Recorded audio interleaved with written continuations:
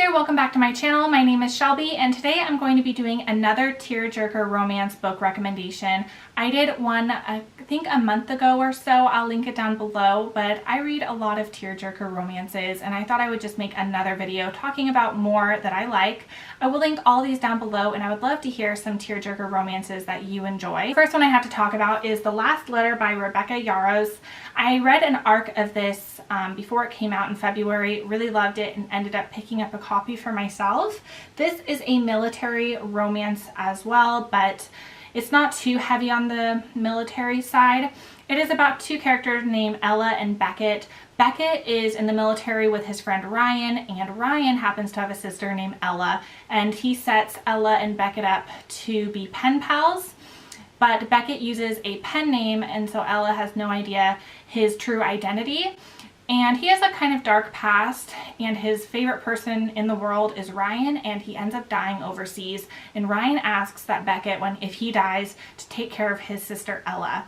And so Beckett goes back to their hometown to take care of Ella, and she wants nothing to do with him, but she also has no idea that he's the man she's been writing letters to. But he has to stick to what Ryan asked him because that was last wish of Ryan. So he sticks around and tries to help her through some pretty tough things that she's going through. And the things that she's going through in her life are really hard and heavy and they broke my heart basically. But this one was so good, and it is a really emotional read. If you have a hard time reading about illness, this one might be a little hard, but it was so good and highly recommend it. The next one I have to talk about is The Simple Wild by K.A. Tucker. I had no idea just how emotional this would be, and it was so good. So this is about a girl named Kala who discovers that her birth father, who she hasn't seen since she was 2 years old, has cancer. And so she recently discovers she has some time on her hands. So she goes to Alaska to spend some time with him before it could be too late.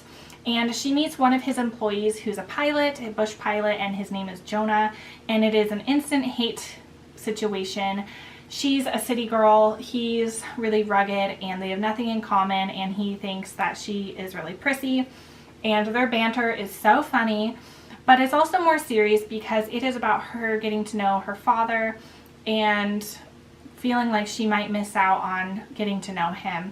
And it was a really emotional read. I don't want to give too much away, but this one is so good, and it was definitely more than just a romance. I was really surprised because I thought it was just going to be a lighthearted romance, but it was definitely way more than that. Next one I have to talk about is Brightside by Kim Holden, and this is about a woman named Kate who's about to go off to college. She deals with some pretty tough things back home, and her best friend calls her Brightside because she is always positive no matter what life throws at her, which is a lot. And finally, she's able to go off to college. So she goes to Minnesota to go to college, and she makes friends with just about everyone she meets there. And she meets this really cute boy named Keller in her favorite coffee shop, and they kind of have a romance, and he has some secrets of his own, and so does she, and those secrets kind of get in the way of their romance but also bring them together in some aspects.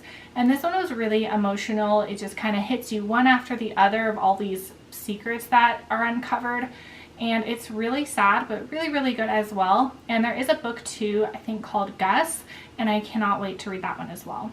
The next one I have to talk about is Eleanor and Gray by Brittany C. Cherry. I've talked about this a couple times now on my channel, and I loved it. It is a second chance romance between characters named Ellie and Gray, and they met in high school, and Ellie was going through a really hard time in her life, and Gray found a way to make her smile, but life tore them apart and brings them back together 15 years later when she is a nanny for his family, and he has just experienced a really bad loss, and it's just him and his daughters at home, and so he has Ellie as his new nanny. And this was so sad in regard to what happened when they were teenagers and in regard to what's happening now and how the two interrelate. And it is such a sweet romance, but also way more than that, and I absolutely loved this one. And out of all of them, I just highly recommend this one. But be prepared, it'll definitely make you cry more than you're expecting. The last one I have to talk about is just a slight tearjerker. It definitely didn't make me sob, but I shed a couple of tears. It is called We Own Tonight Tonight by Corinne Michaels. It's the first in a series, which I forget the name, but they're all companion novels. And this follows a woman named Heather who is recently divorced, and she takes care of her terminally ill sister. And so she does not have time for dating. She goes out with her friends who take her to a concert to see their favorite boy band from when they were kids.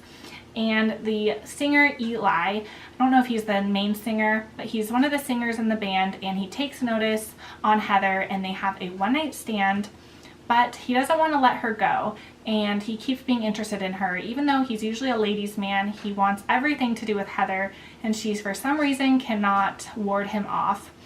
But she's going through some pretty serious things, and Eli also has some secrets of his own, and all of them are pretty sad. And so this one is a little bit of a tearjerker, but probably the least amount of tears in this one, but still a little bit emotional, and I would highly recommend it. So those are the second batch of tearjerker romances that I have to recommend to you. Like I said, I would love to hear some tearjerker romance recommendations from you guys, and I will see you guys on my next one. Bye.